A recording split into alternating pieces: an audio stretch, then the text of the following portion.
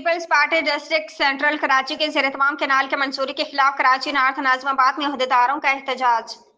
हर divisional headquarter के अंदर ये कैनल्स पे ऊपर एहतजाज शुरू हो गए हैं और ये सरापा एहतजाज रहेंगे। पाकिस्तान पीपल्स पार्टी इस अप्रूवल का कंडेम करती है और जरदारी साहब ने भी आपने देखा किस तरीके से नेशनल असम्बली के अंदर कंडेम किया इस पॉलिसी को, इस अप्रूवल को कैनाल्स की।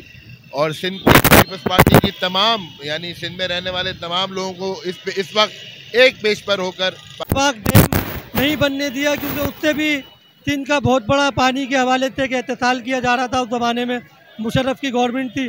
आज फिर जो है वो इसी तरीके के जो है वो हथकंडे जो है वो इस्तेमाल किए जा रहे हैं पंजाब के वफाक की तरफ से कि वो हम किसी कौम के लिए नहीं खड़े, हम अपने चेयरमैन साहब की हिदायत में यहाँ खड़े हैं और हम पूरे सिंध का भला चाहते हैं। आपको पता है पानी का कितना मसला है, हम वैसे ही पानी से परेशान हैं और अभी हम अगर इसकी इजाज़त दे देते हैं तो आप सोचें कि सिंध की आवाम कहाँ खड़ी होगी। इसलिए आइए, हमारा साथ दीजिए और सिंध को बचाइए।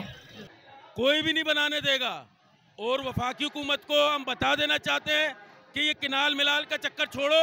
पहले आपने कालाबाग डैम जनरल जिया के टाइम से जो शुरू किया, फिर फौजी आमिर जनरल मुशर्रफ ने शुरू करने की कोशिश करी जो नाकाम हो गए। इंशाअल्लाह ताला अगर आपने ये बाज नहीं आए तो फिर आप वजीर आजम की सीट से भी नहीं रहोगे। हम आपको बता देना चाहते हैं, पाकिस्तान पीपल्स पार्टी का एक एक जियाला बता देना चाहता है कि कोई किनाल मिनाल दरिया सिंध पे कोई नहीं बनाने देगा।